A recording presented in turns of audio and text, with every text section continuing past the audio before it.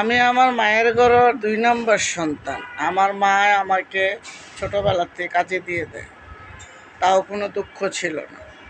আমার জীবনের লাইফের যত রোজগারের পয়সা আমার মা আমার থেকে নিয়ে যায়। একদিন একটা সত্যি কথা বলি, একদিন ঢাকা থেকে আমি অনেক আগে ঢাকা থেকে ঈদের আগের দিন চলে যাই। সেই ঈদটা ছিল কুরবানি ঈদ।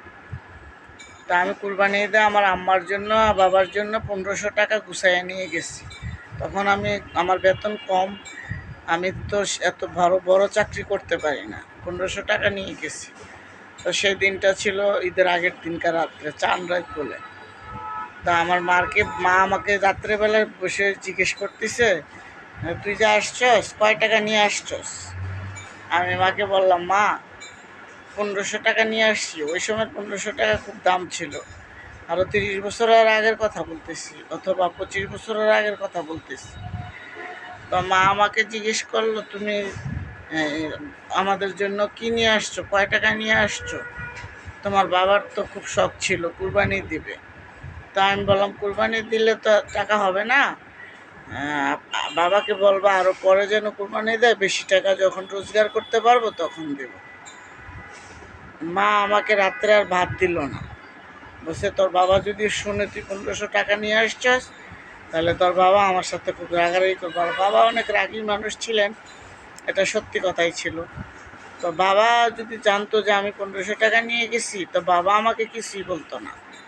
কিন্তু মা আমার অনেক চালাক। মা আমারে বলে যে, তুই যদি আমাকে ১৫০০ টাকা দেয়া স্যার তোর বাবা শোনে, তাহলে তোর বাবার কালকে ঈদটাই মাটি হয়ে যাবে, তুমি সকাল উঠে ঢাকায় চলে যাবা। বিশ্বাস করবেন, আমার আকাশ যেরকম মাথায়, আরও তো ছোটো ভাই বোনেরা ছিল। তো আমাকে বললো, তুমি সকালে উঠে চলে যাবে। আমার মাথাটা আকাশ ভেঙে পড়লো যে আমার মা আমাকে এখন এই কথা বলতেছে। আমি এখন এই সকালবেলায় ঈদ, আমি ঢাকা শহর সবার কাছে বলে গেছি যেখানে কাজ করতাম, যে ওইখানে আমার মা বাবা আছে, আমি দেশে চলে যাব। তো ওই যে দেখেন পিছনে কোরআন শরীফ আছে, এই যে দেখেন, আমি যদি একটা মিথ্যা কথা বলে থাকি তো আপনাদের কাছে আমি বিচার চাই। এই যে দেখেন আমার কোরআন শরীফ আছে এখানে, এই যে কোরআন শরীফ। হ্যাঁ, আমি সবসময় কোরআন শরীফ এখানে রাখি। তো আমি যদি মিথ্যা কথা বলে থাকি, আমার যেন কোরআন শরীফে খাইয়া ফেলে। তখন আমার মা আমাকে বলে কি, তুমি সকালে উঠে চলে যাও। তো আমি সকালে উঠা চলে গেছি। সকালে উঠা পরে আমি ঢাকায় চলে আসছি। ঢাকায় আসা দেখি কি, সবাই গরু কাটতেছে, রান্না করতেছে, অনেক ঘ্রাণ আসতেছে। তখন আমি চুপচাপ করে আমার রুমে যেয়ে উঠছি। মানে আমি যে রুমটায় থাকি ওই রুমে যেয়ে উঠছি। তখন আমি থাকতাম একটা বাড়িয়ালির ঘরে। বাড়িয়ালি সারা রাত্র কাজ করতাম, আর দিন বেরা ওই যে এপি কোম্পানিতে চাকরি করতাম। সপ্তাহে আমার ২৫০ টাকা দিত। তো সেগুলো আমি গুছাইয়া, সপ্তাহে যত ২৫০ টাকা দিত, বোনাসও দিছিল ২৫০ টাকা। আর কিছু টাকা মিলিয়ে টিলে বান্ধবী করতে ধার দেনা করে ১৫০০ টাকা নিয়ে গেছিলাম, আর গাড়ি ভাড়া নিয়ে গেছিলাম। তো আমার মা বলছে আমার সকালে চলে আসতে, আমি ঢাকায় চলে আসছি। সকালেই আমি সকালবেলা চলে আসি। সকালবেলা যখন চলে আসি, তা আমার রুমে যখন আমি ছিলাম, তখন আমার রুম থেকে আমি ঘরে চলে যাই। তখন আমাকে আমার ওই বাড়িয়ালি জিজ্ঞেস করতেছে, কিরে নীলু, তুই যে কালকে দেশে গেছিলি, তুই ঢাকা আসছিস কে লেগা? তোর তুই না দেশে গেলি, এত এত বেশি করে হাউস করে দেশে গেলি, এত ফুর্তি করে দেশে গেলি, তুই আসলি কিসের লেগে আসলি? ঢাকায় ছিল তো। তা আমি বললাম যে, খালাম্মা আমি গেছিলাম, পরে আইসা পড়ছি, ভালো লাগে না দেশে। তো সবাই চারিদিকে গোস রান্না করতেছে। তো আমার আর ওই খালাম্মারা কুরবানি দিছে বাবার বাড়িতে, মানে ওনার বাবার বাড়িতে কুরবানি দিছে। ওনারা সবাই চলে গেছে, আমার রুমে আমার রেখা, ওদের সব তালা মাইরা ওরা সবাই চলে গেছে। তো তারপরে বাবা মাকে ভুল বুঝি নাই। হ্যাঁ, ১৫০০ টাকা রাইখা আমাকে টাকা পাঠিয়ে দিছে।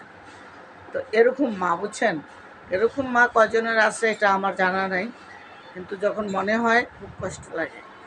তো আমি ঢাকায় চলে আসি, ১৫০০ টাকা ওনারা রাইখা দেয়। আমি এখনও এটা ওনাদের সামনে যখন বলি না, আমার চোখের পানি ধারাইয়া পড়তে থাকে, আমার চোখের পানি আমি ধরে রাখতে পারি না। তো আমার সাথে তারা এত নির্যাতন করতো। তারপরে আমি যখন টাকা পয়সা কামাই করতাম, আমার তিনি তো তোমার আল্লাহ দিব, তোমার আল্লাহ দিব, আমার মায়ের বেঁচে থাকুক, আমি আমার মায়ের আরও দীর্ঘজীবী হোক, আমি আমার মায়ের বরদোয়া দিই না। এটা ছিল আমার কর্মের লেখা, এটা ছিল আমার কর্মের লেখা। এটা বিয়ের আগের কথা বলছি। আর বিয়ের পরে তো আমার কাছ থেকে যত টাকা পয়সা পাইতো, হ্যাঁ আমার জামাই ছিল ঢাকায় টাকা পয়সাওয়ালা, খালি আমার এসে গুতাইতো, এত টাকা লইয়া দে, অত টাকা লইয়া দে। পরে লাস্টে আমার সংসারটাই নষ্ট হয়ে গেল, আমার আর সংসার করা হলো না, স্বামী মারা গেল। আমি স্বামী কী জিনিস সেটা আমি বুঝতে পারলাম। আমি স্বামী কি, আমার স্বামী অনেক পয়সাওয়ালা ছিল। তো রিজিত যখন মনে হয় আমার অনেক কষ্ট হয়, তারপরে বুকে চাপা দিয়ে রাখি। এখন তো আমার থাকার জায়গা নাই, এখন আমি কষ্ট করে থাকি, থাকার জায়গা নাই। ওই 2 শতাংশ জায়গা চাইছিলাম, তা এই জন্য আমার এখনও পরিচয় দেয় না। এরকম বিশাল বিশাল ঘটনা আছে, এগুলা আমি তুলে ধরি নাই কারণে অনলাইনের জগৎ তো। তারপরে অনলাইনে যেটুকু ধরে তুলতে পারি তুইলা ধরি, এটা বাস্তব। আমার থেকে কিছু যদি আপনারা শিখেন, জীবনে হয়তো কিছু কাজে লাগবে। আমার তো নিত আর খাইতো, তোর আল্লাহ দিব, তোর আল্লাহ দিব, খালি এগুলা করতো, আমার আল্লাহ দিব। কিন্তু আমার আল্লাহ আমার কাছ থেকে সব কায়দা নিয়ে গেছে।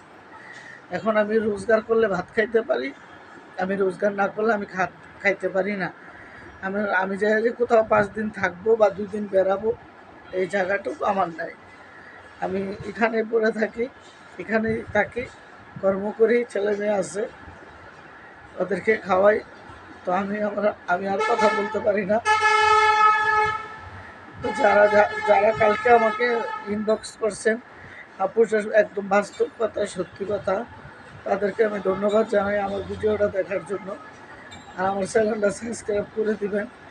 আমি আপনাদের কাছে টাকা পয়সা কিছুই চাই না, আমি আর কথা বলতে পারি না, আমার দম আটকে আসে। আমার যখন কথাগুলো মনে হয়, আমার কষ্টগুলো যখন মনে হয়, আমি নিজে ঠিক রাখতে পারি না। আমার পেশার এসে, তোমরা যেখান থেকে ভিডিওটা দেখছো, যারা ফলো দাও না তারা ফলো দিয়ে রাখবা। আর দেশ ও দেশের বাইরে প্রবাসী ভাই বোনেরা যারা আছো, নিজের জন্য কিছু রাইখা রাখবা, সব খাইবা না। আমি যদি বেঁচে থাকি আমার ছেলে মেয়েদের জন্য রাইখা আমার জন্য একটু রাখবো। আমি সেই ক্যাপাসিটি আমার এখন আর নাই। এখন আমি কামাই করি, খাই, কিন্তু বাকি দিনগুলো আমার দিনগুলো যখন আমার ওই কথাগুলো মনে হয়, মাঝে মধ্যে মনে হয়, যখন মনে হয় তখন আমার অনেক কষ্ট হয়।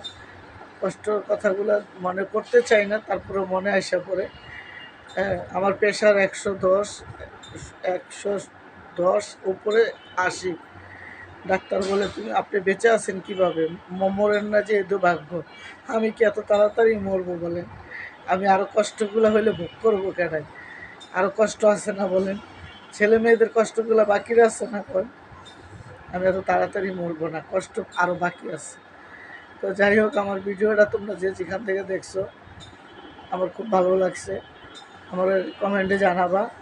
আমি ভিডিওটা আর বড় করবো না, অনেক বড় হয়ে গেছে। বেশি বকবক করলে আমার বন্ধুরা ভিডিওটা দেখবে না। এরকম ঘটনা অহর আছে, অনেক ঘটনা আছে, আমি বলতে চাই না, যেহেতু ফ্যামিলিগত সমস্যা। তো ওদেরকে দিতে পারলে ভালো বন্ধুরা, বুঝছেন? ওদেরকে খাওয়াইতে পারলে ভালো, দিতে পারলে ভালো। তখন দিতে পারবো না, তখন আমি নষ্ট, খারাপ। আমি স্বামী ছাড়া ঢাকা শহরে থাকি, এত ভালো চলি করতে, এত ভালো খাই করতে, মানে এগুলা নিয়ে খুব সমালোচনা করে। ওদেরকে বলছি যে সমালোচনা করুক, উপরে একজন আছে, আল্লাহ দিলে কতক্ষণ, আল্লাহর অশেষ মেহরবানিতে তারপরও আল্লাহ অনেক ভালো জায়গায় রাখছে। ইচ্ছে করলে একটা বড় ইলিশ মাছ খাইতে পারি না, ইচ্ছে করলে 5 কেজি গরুর গোছাই না খাইতে পারি না। তারপরে আল্লাহর কাছে যা খাই শুকরিয়া আদায় করি আল্লাহর কাছে। সুস্থ থাকাটা হইল মেইন, কি খাই না খাই আল্লাহ, উপরে আল্লাহ পেতে পারবে। তো ঠিক আছে বন্ধুরা, ভিডিওটা আর বাড়াবো না। তোরা যেখান থেকে দেখতেছে আমার চ্যানেলটা সাবস্ক্রাইব করে দিও। হ্যাঁ বন্ধুরা, তোমাদের কাছে তো আমি টাকা পয়সা চাই না, টাকা পয়সা তো মুসিও কামাই করে, আমিও কামাই করি।